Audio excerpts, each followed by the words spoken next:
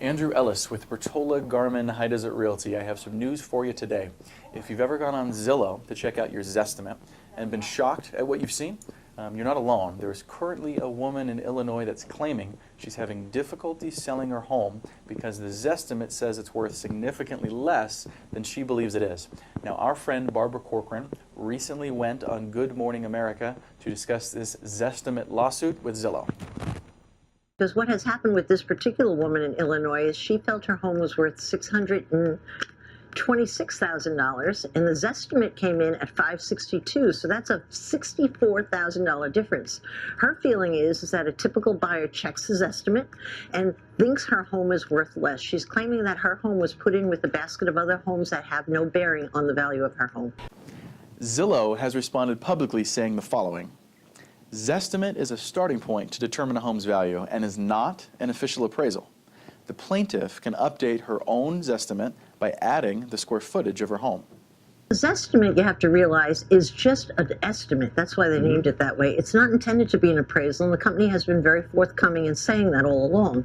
But here's what goes awry. A typical buyer goes in and doesn't realize that the fault factor in it is roughly 5%. It doesn't sound like a lot of inaccuracy, but 1 in 10 homes are estimated at more than 20% less than they're actually worth. So if you're that 1 in 20 homeowner, that's a sizable difference. Now you might be asking yourself, is Zillow a good place to start? They say it's a starting point, and it is a starting point. Reliable? No, and it's only a starting point. But here's the rub. Every consumer out there knows about his estimate. They always check it, and so the consumer is using it as though it's an appraisal, and that's the basis of the lawsuit. She's claiming they should be licensed as an appraisal. So if you're looking to get, of course, the best price, or maybe at least an accurate price, Barbara has a very important suggestion. Well, if you want to get the best price, what you must know is the real value of the home. And so you have to be extremely accurate about what other homes are compared to your particular home and not use just an algorithm to arrive at that. So you should really be relying on a real estate agent who really knows what they're doing, or pay for a real appraisal. So what does all of this mean for you?